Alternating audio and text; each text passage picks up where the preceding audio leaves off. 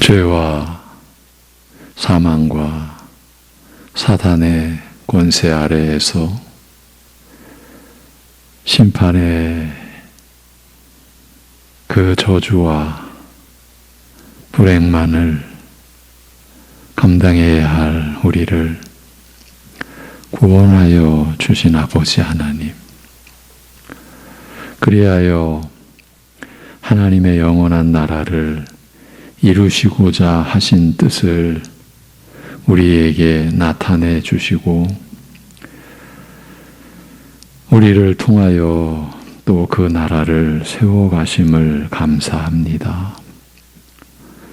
그 나라를 세우시기 위하여 오직 주 예수 그리스도에 관한 모든 것을 말씀으로 우리에게 알려주시고 우리 스스로 절대 알 수도 믿을 수도 없는 그 진리를 성령님을 보내주셔서 깨닫게 하시고 믿어지도록 하신 은혜를 감사합니다. 그러기에 이러한 하나님 나라를 어지럽혀 왔던 그리고 주 예수 그리스도의 복음의 진리와 은혜를 우리가 헤쳐왔던 그 모든 허물과 죄악들을 오늘도 돌아보며 우리를 돌이켜보며 주님 앞에 그 죄를 자복하고 회개하는 심정으로 나아가오니 우리를 긍휼히 여겨 주옵시고 약속하신 죄 사함의 은혜를 베풀어 주시옵시고 우리로 하여금 새로운 그 심령으로 하나님께서 주신 새 생명으로 하나님의 나라를 구하며 살아갈 수 있게 하여 주옵소서. 이 시간 예배드리는 우리가 이 땅의 나라와 육신의 것을 쫓고자 나온 것이 아니라 하나님의 나라와 그의 의를 구하고자 또 사모하고자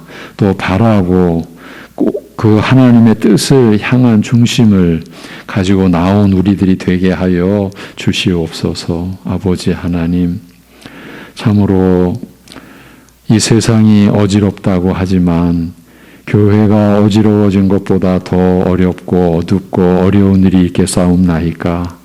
우리를 긍휼히 여겨 주셔서 성령님 안에서 우리가 이제 정신 차릴 수 있도록 은혜를 베풀어 주셔서 하나님의 말씀으로 이 땅의 모든 교회들이 돌아서고 우리도 돌아서고 그리하여 말씀에 우리를 살리시는 생명의 진리를 참 믿음으로 바로 붙들고 그 은혜에 우리가 붙들려 살아갈 수 있도록 그리하여 단지 육신의 생애를 사는 게 아니라 그리스도와 함께 죽고 그리스도와 함께 다시 산 새 생명의 그 거듭난 그 하나님을 향하여 살며 성령으로 살아가는 삶을 우리가 살아갈 수 있도록 은혜를 베풀어 주옵소서. 오늘도 예수님의 행적을 통해서 예수님께서 제자들에게 가르쳐 주신 말씀을 통해서 오늘 우리의 믿음을 돌아보고 우리의 믿음을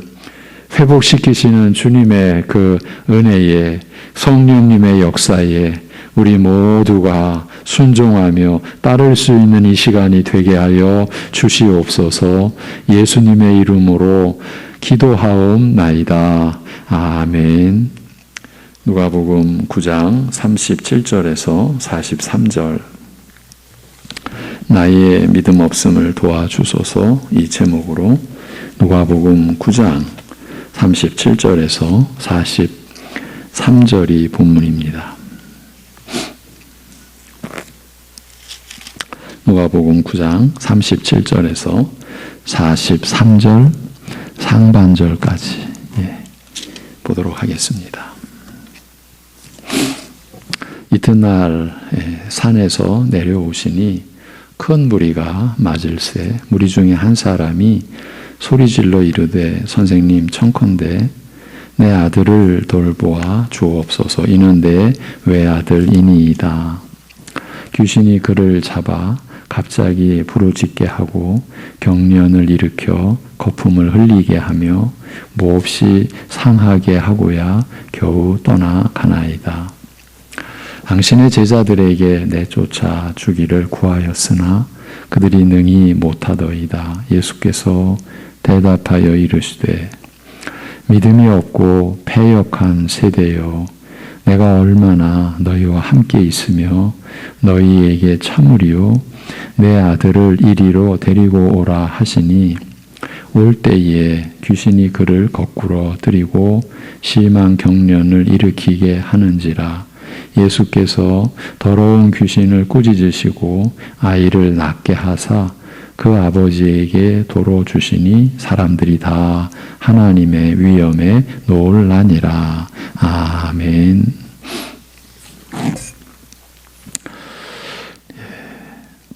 예수님의 변화되신 모습과 또한 하나님께서 친히 그의 사랑하시는 아들이라 선언하신 일, 그리고 영광 중에 나타난 모세와 엘리야와 말씀하심을 통하여 예수님의 영광과 권세, 그리고 이제 곧 예수님께서 지실 십자가의 중대성을 알리신 놀라운 일을 제자들은 경험하였습니다. 지난 시간의 내용입니다. 베드로는 이날의 일을 평생 잊지 못하고 후일 그가 경험한 이 일의 의미를 증거해 놓았습니다. 베드로 후서 1장 16절에서 18절입니다. 우리는 그의 크신 위엄을 친히 본 자라. 지극히 큰 영광 중에서 이러한 소리가 그에게 나기를 이는 내 사랑하는 아들이요 내 기뻐하는 자라 하실 때에 그가 하나님 아버지께 존귀와 영광을 받으셨느니라.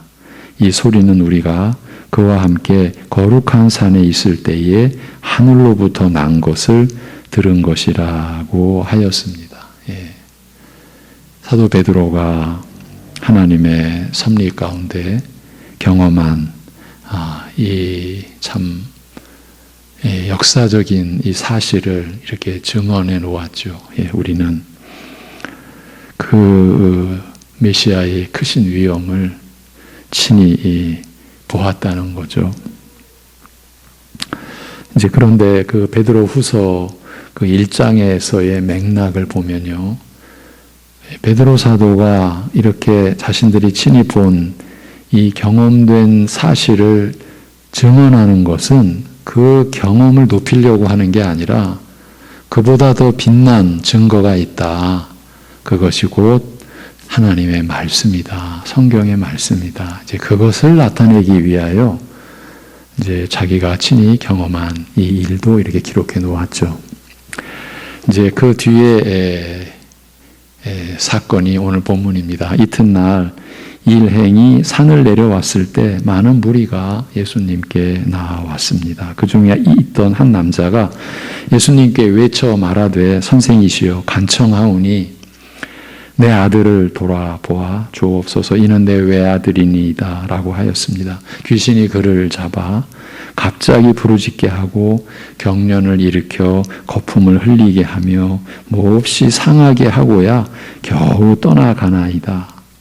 당신의 제자들에게 내쫓아 주기를 구하였으나 그들이 능히 못하더이다 라고 하였습니다. 여러분, 오늘 이 본문이 담고 있는 이 사건과 이 사건을 통해 주신 그 말씀의 의미는 매우 중대합니다. 그리고 잘 살펴야 합니다. 이 중대한 내용일수록 안타깝지만 두렵기까지 하지만 거기서 왜곡이 나오는 거예요. 이제 오류가 나오는 거예요. 다 물론 그거는 우리의 탐욕 때문이죠. 그만큼 중요한 내용을 오늘 우리가 다루게 됩니다. 이제 그 말을 들으신 예수님께서는 뜻밖의 꾸짖어 말씀하시되 믿음이 없고 패역한 세대여 내가 언제까지 너희와 함께 있으며 너희를 참으리오라고 말씀하셨습니다. 예수님의 이러한 책망은 본문 말씀에 소개된 이 전후 이 사정만으로는 잘 이해가 되지 않습니다. 왜 아들을 위해 은혜를 구하는 아버지에게 이러한 책망의 말씀을 하셨는지 이해하기 어렵기 때문입니다. 그리고 이 책망이 누구를 향한 것인지, 그리고 이것이 왜 그 세대 전체를 향해 믿음이 없고 패역하다는 책망으로 발전하였는지도 분명치 않습니다. 믿음이 없고 패역한 세대요, 이렇게까지 범위가 확장되지 않았습니까? 그 이유가 분명치 않은 거예요. 뿐만 아니라 내가 언제까지 너희와 함께 있어 너희를 참으리요 라는 말씀은 이제 곧 예수님께서 지시게 될 십자가의 죽음을, 즉 예수님께서 세상을 떠나 아버지께로 가실 것을 의식하시고 하신 말씀인데 어떤 배경에서 이런 말씀이 나오게 되었는지도 짐작하기 어렵습니다. 그런데 같은 일, 이 같은 사건을 좀 더 자세히 기록하고 있는 마가복음 9장 14절에서 29절을 보면 전후 사정이 그리 단순치 않음을 볼 수 있습니다. 우리가 복음서는 그래서 이렇게 서로 관련된 사건이 기록된 그 내용을 서로 참조하면서 보게 되죠. 예수님께서 베드로와 요한과 야고보와 함께 산에서 내려와 산 아래에 남아있던 제자들에게로 오자 많은 무리가 제자들 주위에 모여섰고 서기관들이 저들과 더불어 논쟁하고 있음을 보셨습니다. 무리가 즉시 예수님을 보고 깜짝 놀라 달려와 인사하여 맞았습니다. 심히 놀라며 달려와 반갑게 맞은 태도로 보아서 제자들이 지금 상당한 공경에 처하여 있으며 그러한 때에 마침 예수님께서 산에서 돌아오신 것을 보고 도움을 기대하여 달려왔음을 짐작할 수 있습니다. 예수님께서 이들에게 물으셨습니다. 너희는 무엇 때문에 저들 서기관들과 논쟁하느냐? 그때에 무리 중에서 한 사람이 대답하였습니다. 이제 마가복음을 통해서 더 이제 보충해 드리는 내용입니다. 선생이시여, 말 못하게 귀신 들린 내 아들을 고쳐주시기를 바라고 선생께 데려왔나이다. 이 영이 얼마나 악한지 아이를 사로잡으면 아이를 팽개치며 입에 거품을 물고 이를 갈게 하며 뻣뻣하게 하나이다. 내가 아이를 고쳐주시기를 바라고 선생께 데려왔으나 선생은 계시지 않은지라. 여기 있는 선생의 제자들에게 귀신을 쫓아내어 주기를 청하였사온데 저들 제자들은 할 수 없었나이다. 이런 상황인 겁니다.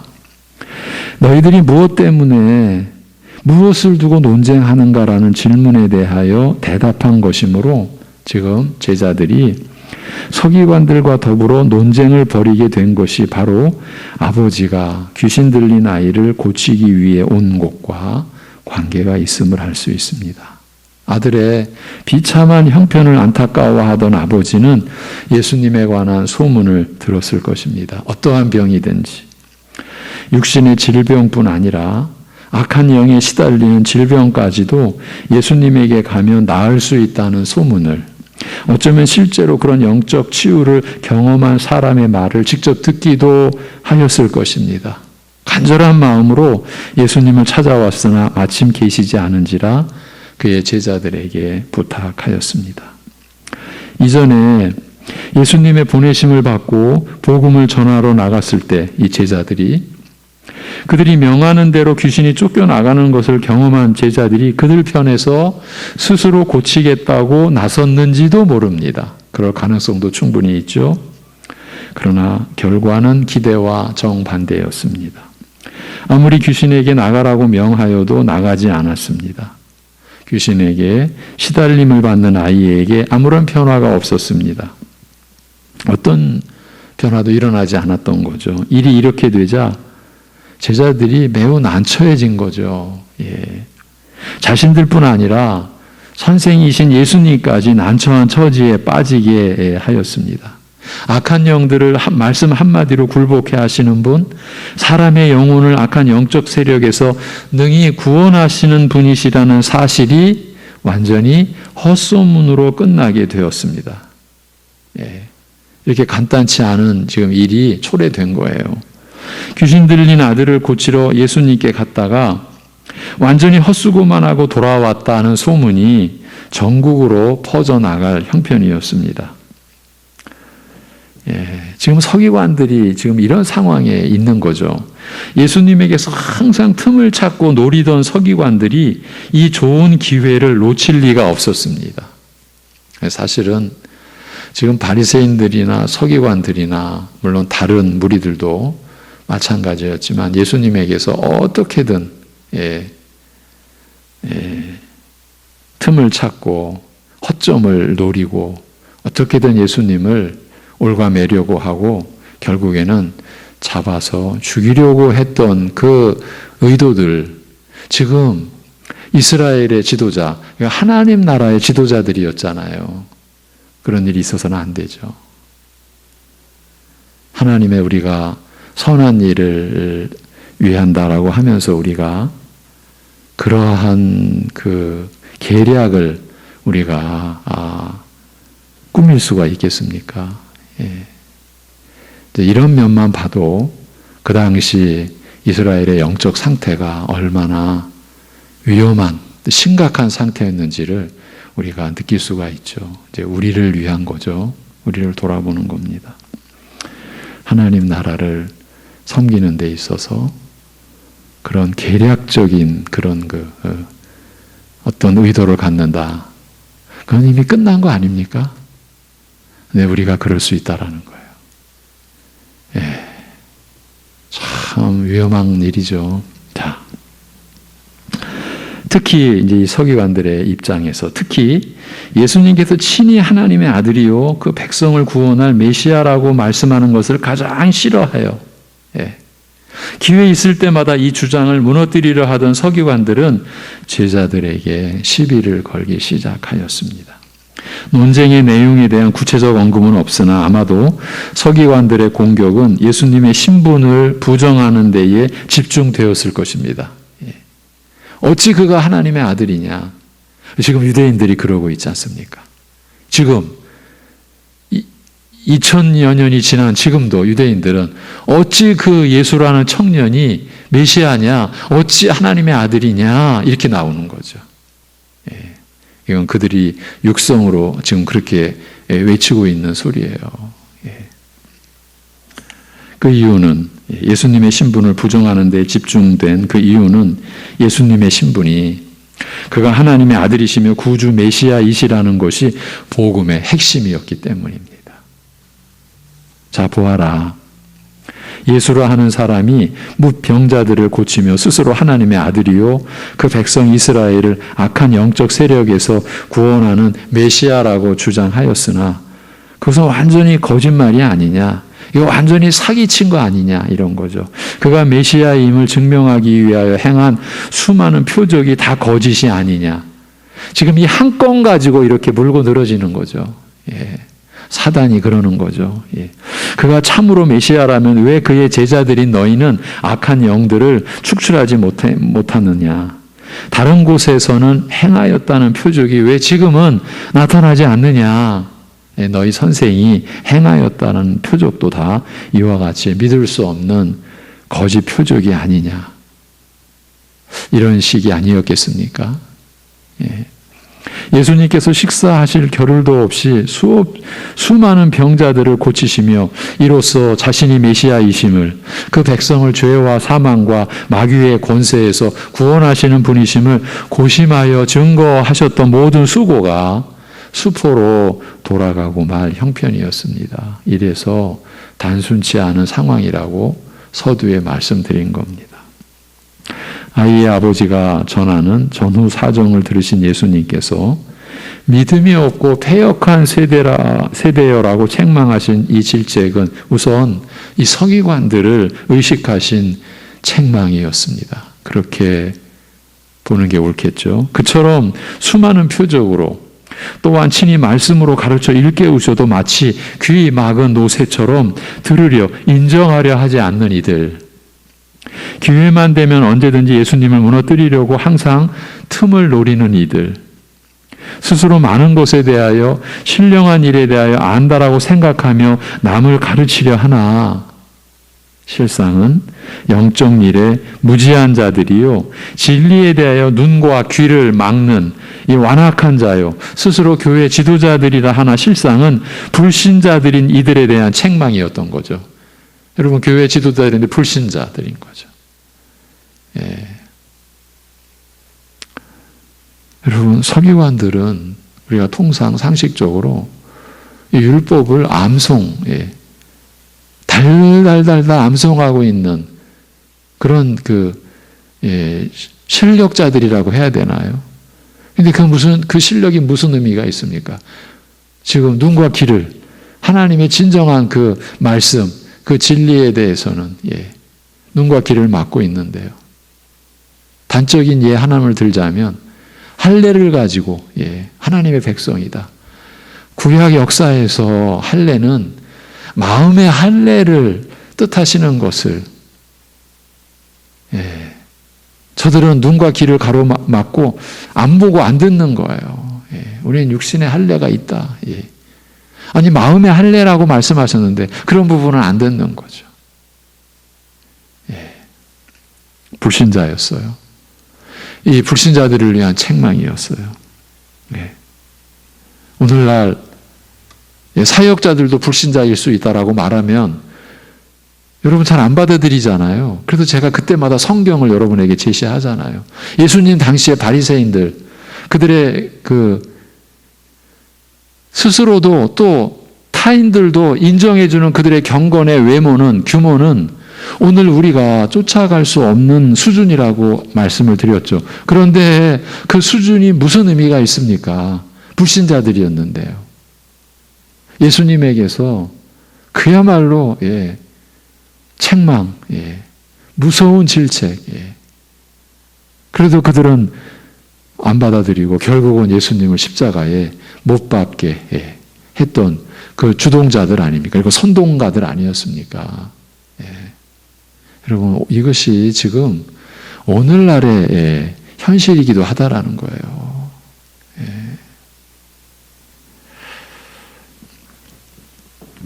내가 언제까지 너희와 함께 있겠느냐? 내가 언제까지 너희를 참겠느냐? 내가 너희와 함께 있으며 너희를 인내하는 때가 언제까지 계속될 줄 아느냐? 이 말씀이죠. 포도원 주인에게 간청하되 주인이시여 오래만 참으소서 그리하면 풍성한 열매를 거두게 하겠나이다라고 악한 너희를 위하여 주인의 긍휼을 구하는 그 긍휼의 때가 언제까지 계속되겠느냐? 이 말씀이죠. 이제 곧 결정적인 때가 이르리라. 하나님께서 그 계획하신 모든 일을 이루시는 날, 곧 그 아들을 십자가에 죽게 하시고 부활 승천케 하시는 날이 이르리니 이 그리스도께서 너희에게 거치는 돌이 되실 것이라. 너희가 불신앙을 고집하는 한 너희를 부수고 깨뜨리는 심판의 돌이 되시리라는 경고의 말씀이었어요. 건축자가 버린 모퉁이 돌이 심판의 돌이 되리라. 그 말씀이죠. 너에게 거치는 돌이 되실 것이라. 너희가 불신앙을 고집하는 한. 그러니 여러분, 이 지금 서기관들, 바리새인들은 자신들의 불신앙을 고집하고 있는 거예요. 그런데 그 당시 이스라엘 하나님 나라 그 교회 안에서 이들은 지도자들이에요.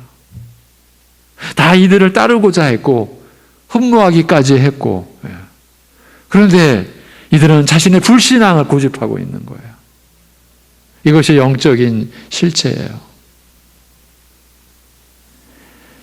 경고하신 대로 이스라엘은 그리스도께서 부활 승천하신 지 얼마 되지 않아 로마에 의해 다시 완전히 멸망해 버렸습니다. 주후 70년이죠. 그리고 그 후 복음의 문은 이방을 향해 열렸습니다.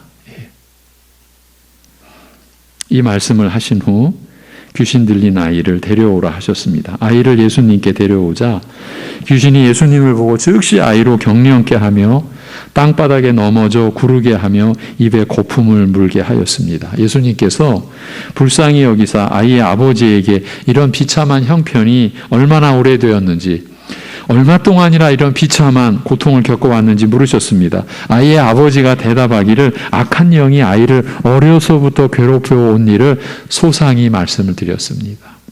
어려서부터 여러 번 아이를 죽이려고 물이고 불이고 가리지 않고 던져 넣었습니다. 이렇게요. 악한 마귀가 이 아이를 죽이려고 아이의 영혼을 망하게 하려고 온갖 짓을 다 했습니다. 라고 하였습니다. 사랑하는 아들의 고통으로 가슴이 미어지던 아비가 예수님의 소문을 듣고 왔으나 그의 제자들이 아무런 도움을 줄 수 없자 이제는 예수님에 대한 기대마저 약하여져서 예수님께 부탁하되 무언가 하실 수 있으시거든 우리를 긍휼히 여겨 도와주소서라고 청하였습니다. 믿음이 점점 이제 무너져 가는 거죠. 그래서 이제 선생, 그 본인, 그 선생에게 와서는 없어서 제자들에게 요청했었는데 아무런 일이 일어나지 않자 이제 예수님에 대한 기대마저 약하여진 심사를 어떻게 표현했어요? 무언가 하실 수 있으시거든. 이거를 긍정적으로 볼 수 있겠습니까? 이 말을. 지금 이 대목에서는 부정적인 거죠. 예수님을 신뢰하는 마음이 점점 엷어진 거죠. 무언가 하실 수 있으시거든 우리를 도와주소서. 이 말을 들으신 예수님께서는 격하게 외치셨어요. 할 수 있거든이 무슨 말이냐. 믿는 자에게는 능치 못할 일이 없다라고 그의 믿음 없음을 책망하셨습니다. 준엄한 책망이죠. 믿음이 없고 패역한 세대여라는 예수님의 책망은 제자들에게 실망하여 예수님에 대한 믿음마저 잃어버린 아이 아버지를 향한 책망이었습니다. 내가 믿어야 할 대상은 나의 제자가 아니라 바로 아버지께서 구주 메시아로 세우신 예수 그리스도임을 밝히신 것이에요. 너희들이 믿고 의지할 대상은 내 제자가 아니다. 아버지께서 메시아로 세우신, 그리스도로 세우신 나 예수 그리스도다. 이걸 밝히신 것이죠. 그리스도를 믿고 의지하는 자에게는 능치 못한 것이 없음을 일깨우신 것입니다. 예수님의 말씀에 그 심령이 뜨거워진 아비가 즉시 외쳤습니다. 제가 믿나이다. 나의 믿음 없음을 나의 불신앙을 도와주소서. 유명한 신앙 고백이죠. 내가 믿나이다. 나의 믿음 없음을 도와주소서. 무언가 심상치 않은 분위기를 느낀 무리들이 달려왔습니다. 예수님께서 더러운 귀신을 향하여 꾸짖으시되 말 못하고 못 듣는 귀신아 내게 명하노니 아이에게서 나와 다시는 그에게 들어가지 말라 하시니 귀신이 소리 지르고 아이로 경련을 일으키게 한 후 아이에게서 나갔습니다. 이 아이의 아버지의 믿음은 대단한 믿음이 아니었습니다. 믿는다고 고백하는 그 순간에도 나의 믿음 없음을 도와달라고 할 만큼 미약한 믿음이었습니다. 그러나 예수님께서는 이 작은 믿음, 겨자씨보다 작은 이 믿음을 멸시하지 않으셨습니다. 이제 이런 면에서 내가 믿나이다, 나의 믿음 없음을 도와주소서라는 이 고백을 우리가 예전에도 주시했던 거죠. 주님께서 멸시하지 않으시기 때문에 나의 불신앙을 도와주소서라고 진실된 마음으로 주를 바라보는 그의 간구를 들으시고 응답하신 것입니다. 아이가 마치 시체처럼 되어 누운 것을 보고 사람들이 아이가 죽었다고 말하는 중에 예수님께서 아이의 손을 잡아 일으키시니 일어나 섰습니다. 이제 온전히 선 거죠. 예수님께서 살리시는 은혜는 그의 구원의 역사는 영적으로 죽은 자에게는 이해할 수도 감각할 수도 없는 일이었습니다. 이 일로 인해 난처하고 난감하게 된 것은 이제 제자들이었습니다. 단순히 그들의 체면이 깎였다는 뜻에서가 아닙니다. 아비의 강청에 의해서였든지 아니면 스스로 나서서 한 일이든지 간에 이전에는 어렵지 않게 되던 일이 왜 지금은 되지 않는지, 아무리 귀신에게 명하여도 왜 나가지 않는지 이해할 수가 없었던 거죠. 그렇지 않았겠습니까? 예수님의 보내심을 받아 복음을 전하며 귀신을 쫓아낼 때에는 그리 어렵지 않던 일이었습니다. 그리고 돌아와서 자신들의 사역을 그들이 얼마나 참 감격해서 그렇게 예수님께 보고를 드렸겠습니까? 그런데 왜 지금은 할 수 없는지 이해할 수 없었던 이들은 예수님께서 집으로 들어가시자 종용이 여쭈었습니다. 왜 저희들은 그 귀신을 쫓아낼 수 없었습니까? 이제 이 물음에 대해서 그 유명한 답변, 예수님의 답변이 이제 나온 거죠. 이런 이유는 기도 외에는 그 어떤 곳으로도 나갈 수 없느니라고 예수님께서 말씀하신 것입니다. 어떤 분들은 이 마가복음 9장 29절에 이러한 그 말씀을, 그러니까 예수님의 대답의 의미를 이렇게 해석합니다. 이 아이에게 들어간 귀신은 다른 귀신보다 특별히 더 강한 귀신이었기 때문에 제자들은 좀 더 기도로 자신을 준비할 필요가 있었다. 그들의 기도가 부족해서 금식하고 밤을 새워서 기도했어야 할 터인데 기도의 준비 없이 무턱대고 하려다가 실패한 것이라고 생각합니다. 굉장히 설득력 있게 들리죠. 기도 외에는 이런 이유는 그 어떤 곳으로 나갈 수 없다라고 말씀하신 것을 자기 식대로 이제 보면요, 얼마든지 이런 그 풀이가 해석이 가능한 거예요. 그래서 교회가 어지러운 거예요. 어느 시대나. 하나님의 말씀을 자기에게 은혜가 된다고, 야, 이거야. 여러분, 그렇게 나오면 사탄이 그러한 심사를 가만히 두겠습니까? 그래서 말씀 앞에서 겸손하고 성령님을 의지하는 그 중심을 언제나 놓치면 안 되는 거예요. 우리의 교만을 틈타서 마귀가 역사한단 말입니다. 여러분, 그러나 예수님의 말씀은 결코 기도의 양이나 열심을 염두에 두신 것이 아니었습니다. 이제 이 면에서 이 사건, 이 본문이 그렇게 중대한 의미가 있다라고 서두에 말씀드린 거예요.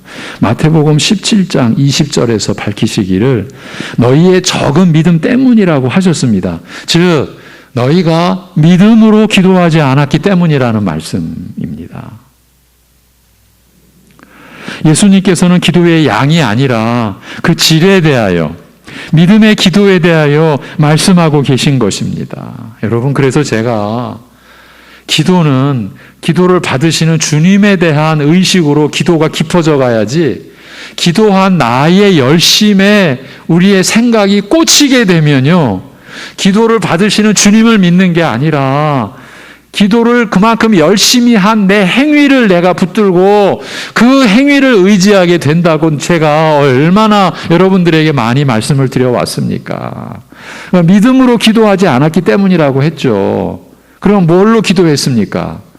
그저 자기 열심으로 기도한 거예요. 그 얘기를 또 표현하면 그저 기도하는 자기의 행위만 자기가 붙들고 있는 거예요. 그러니까 헛일을 한 거죠, 헛일을. 그러니까 기도한 것으로 남들과 자기를 비교하고 우위에 세우고 내가 너희들보다는 기도 많이 하잖아 하면요, 이 순간 이미 나는 넘어진 거예요.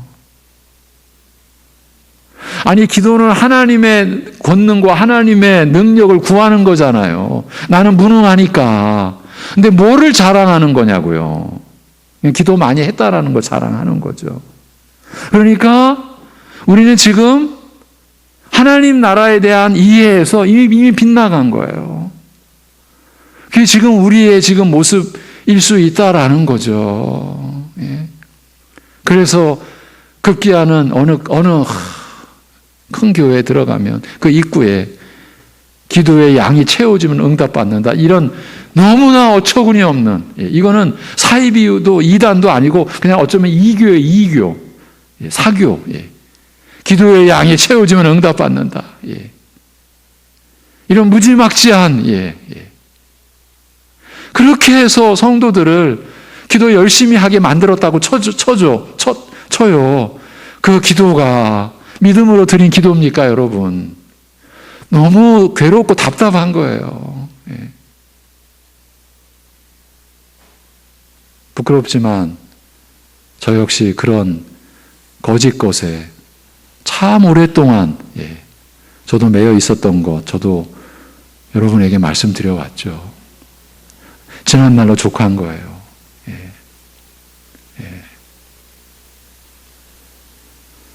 지금 기도의 양을 가지고 말씀하시는 게 아니에요. 그 질에 대하여, 믿음의 기도에 대하여 말씀하고 계시는 거예요.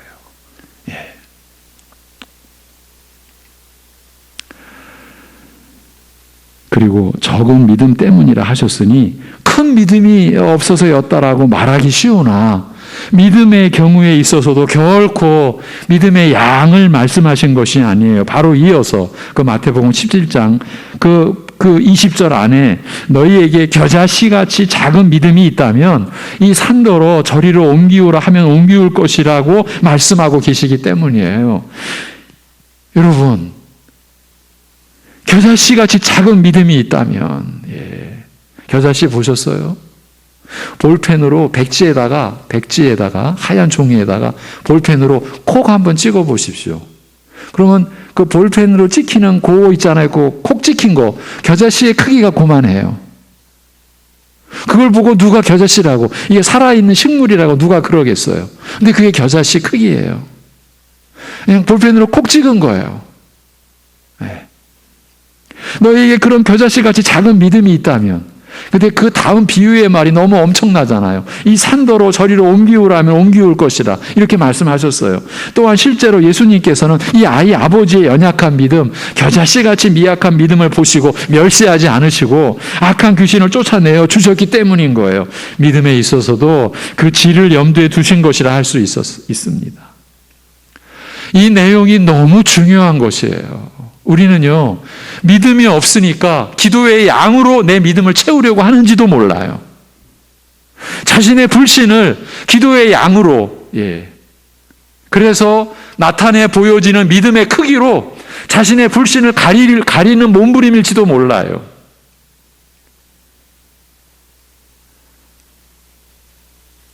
예수님께서 오직 기도로서만 이런 유가 나갈 수 있다라고 하셨을 때 예수님께서 의도하신 참뜻은 이러한 것이었습니다. 기도라고 하는 것은 하나님의 능력과 도우심을 구하는 것입니다. 따라서 기도 외에는 이런 유가 나갈 수 없다라고 하신 것은 이 귀신이 특별히 강해서 더 많은 기도, 더 열정적인 기도가 필요하였다라는 뜻이 아니라 모든 영적 권세는, 악한 영적 세력들은 하나님의 능력으로서가 아니면 굴복시킬 수가 없다는 뜻이었어요. 이걸 말씀해 주신 것이에요. 그래서 제가 여러분이 악한 것들에게 뭔가 영향을 받는다라고 하면 그리스도의 십자가를 바라보시라고, 그 십자가의 죽으심과 부활하심으로 죄와 죽음과 사탄의 권세에서 완전한 승리를, 그래서 우리는 그리스도께서 이루신 완전한 승리에 믿음으로 참여하면 되는 것이라고, 그렇게 말씀을 드려온 거예요. 제자들은 이전에 복음을 전할 때에 그들이 명하는 대로 귀신들이 굴복하니 이런 능력의 근원이 자기에게 있는 것으로, 적어도 내가 마음 먹고 명하기만 하면 언제든지 귀신을 굴복시킬 수 있다라고 생각했던 것 같습니다. 오늘날 우리도 이런 교만과 무지에 많이들 빠져 있었던 거죠. 그러나 귀신을 굴복시키는 능력의 근원은 그들에게 있는 게 아니라 하나님께 있었습니다. 이제나 그때나 이들은 하나님을 의지하고 하나님의 능력으로 귀신에게 명하였어야 했습니다.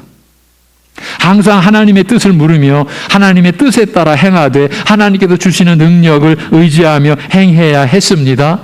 기도 외에는 이런 유가 나갈 수 없느니라. 너희의 믿음이 적은 영혼이라는 말씀은 바로 제자들의 이러한 불신앙을 질책하신 말씀이었습니다. 능력의 근원이 자기에게 있다뇨. 우리가 능력을 받자고 기도한다라고 하는 이 자체가 얼마나 잘못된 것인데, 그런데 어쩔 수 없이 이 시대의 교회 안에 그런 영적 전통이 있어 왔습니다. 한 교회 안에 특별히 열심히 있는 어떤 무리들은 그런 능력을 받기 위해 밤기도 산기도 한다고, 실제로 그렇게 해왔고 여기 있는 사람도 그 짓 했었고, 여러분, 그 열심은 못 따라갑니다. 저도 지금 돌이켜보면 내가 어떻게 그렇게 했을까? 지금도 간혹 생각해 봅니다. 그런 열심이 어떻게 나왔을까? 온전한 믿음에서 나온 게 아닙니다. 그러면 능력을 향한 말로 다 할 수 없는 탐욕. 그래서 산 제일 높은 곳에 올라가려고 그 밤중에 1시간 반 동안이나 그 산을 탑니다. 근데 가보면 이미 다 꼭대기에는 사람들이 자리 잡고 있습니다. 저 한 번도 꼭대기에 올라간 적이 없어요. 저보다 더 열심히 있는 사람들이. 저는 항상 2-3명이 같이 움직였는데 못했어요. 그게 다 거짓 신앙이죠. 누군가 거짓 지도자에 의해서. 그러면 거기에 빠진 나는 책임이 없으니까 제 책임인 거죠. 오늘날 그런 능력의 뭔가를 성령의 은사로 받아서 이러한 생각 자체가 하나님 나라를 파괴하는 거예요. 믿음을 파괴하는 거예요. 예수 그리스도의 십자가 공로를 훼손시키는 거예요. 완전한 구원, 완전한 용서, 완전한 승리를 거부하는 거예요. 불신앙인 거예요. 불신앙. 악한 마귀의 세력과 날마다 영적 싸움을 싸우는 신자들은 이러한 믿음으로 살아가야 하는 것이에요. 이 싸움에서 이기게 하시는 능력이 하나님께 있음을 생각하고 하나님을 바라고 의지하는 믿음으로 행해야 하는 것이에요. 그렇기 때문에 날마다 자기 부인하고 제 십자가를 지고 예수님을 쫓는 게 우리 신자의 삶인 거예요. 나에게는 능력이 없습니다. 하나님의 능력을 구합니다. 그게 자기 부인인 거예요. 제 십자가를 지는 거예요. 이러한 믿음이 있는 자는 자연히 기도하게 됩니다. 나의 믿음 없음을 도와주소서라고 외치는 미약한 믿음, 겨자씨같이 작은 믿음으로라도 항상 무슨 일에서나 하나님의 가르치심과 힘주심과 도우심을 바라고 간구하게 되는 것입니다. 때로는 밤을 새우며 때로는 금식하며 기도하는 것입니다. 이러한 믿음의 기도를 통해서 악한 영들까지도 쫓겨나는 놀라운 일이 일어나는 것입니다. 여러분,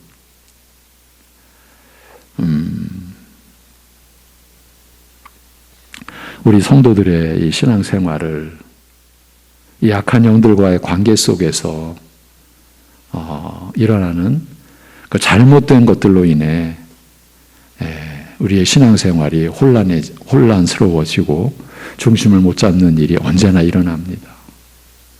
제가 며칠 전 우리 후배 선교사들과 그 사역의 현장에 관해서 논할 때에도 이 귀신 쫓는 이 역사가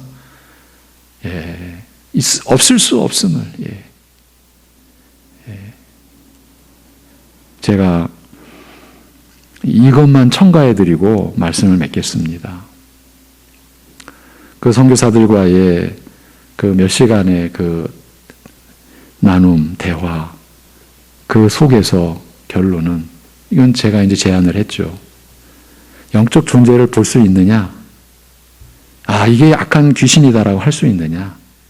우리는 성경을 통해서 그 존재를 분명히 알고 날마다 이 악한 영적 세력과 싸우고 있지만 이게 귀신이다라고 우리가 할 수 있는 능력이 있느냐? 거기에서 겸손하자. 그렇게 짐작이 들 때에 우리는 내가 분별해서 이거 귀신이라고 하기 전에 예수님께서 이 악한 영적 세력에서 완전히 승리하신 그 믿음을 지니자. 그 믿음으로 우리가 복음을 선포하고 하나님의 능력과 도우심을 구하자. 이렇게 결론을 맺었어요. 내가 여기 있을 때가 아니야, 이 귀신아. 이런 얘기하지 말자라고 제가 제안을 한 거예요. 왜? 우리는 볼 수 없는 영적 세력이니까. 분명히 존재하나. 우리가 사탄의 역사인 줄로 알지만 사탄의 존재를 우리가 감각적으로 느끼거나 우리의 무슨 오감으로, 육감으로 이거 사단이네 귀신이네 할 수 없잖아요. 그렇게 악한 영적 세력이 그렇게 만만한 존재가 아니에요. 우리에게 들킬 정도로. 근데 우리는 그렇게 판단해 버리는 거죠.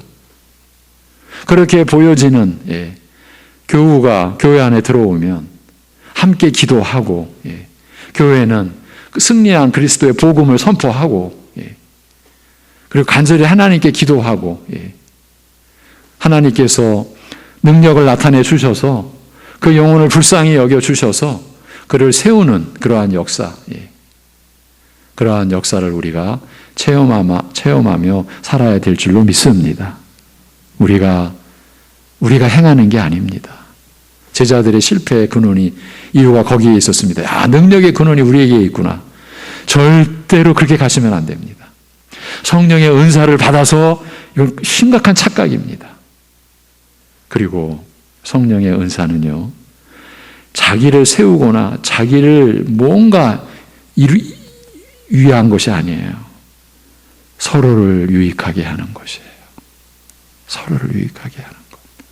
기도하겠습니다. 하나님 아버지,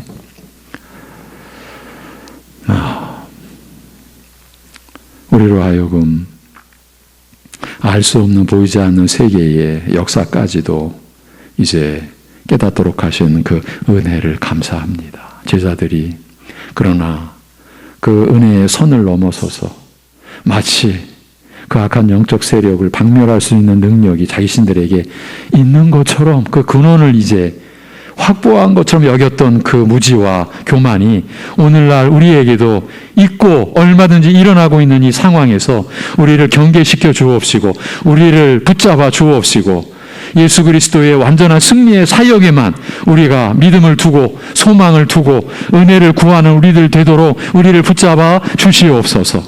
아버지 하나님, 그리하여 제자들이 빠졌던 그 오류에 우리가 참여하게 되지 않도록 우리를 붙들어 주시고 우리를 인도하여 주시옵소서. 아버지 하나님, 하나님의 능력과 도우심을 구하는 것이 기도라고 하는 이 기도의 기본도 우리로 하여금 바로 깨닫게 하여 주옵소서.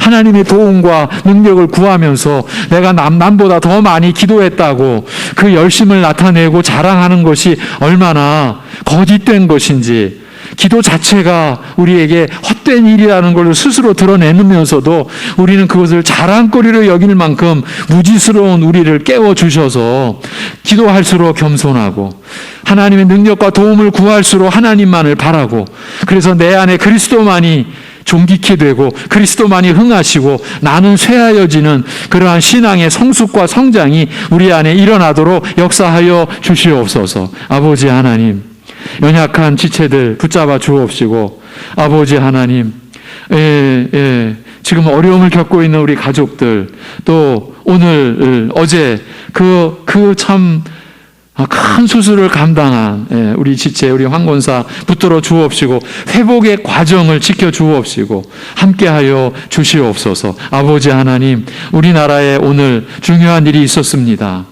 참으로 하나님께서 이 나라 다스려 주시옵기를 우리는 구하고 구하옵나니 이 나라를 긍휼히 여겨 주시옵소서. 아버지 하나님, 이웃 나라도 우리가 돌아봅니다. 참으로 전쟁의 참상이 그치지 않고 있습니다. 인간의 탐욕, 죄악의 역사, 사단의 역사를 우리가 목도하고 있습니다. 그러기에 우리가 하나님을 구하고 하나님의 나라를 더욱 간절히 구하며 살아가게 하여 주시옵소서. 예수님의 이름으로 기도하옵나이다. 아멘.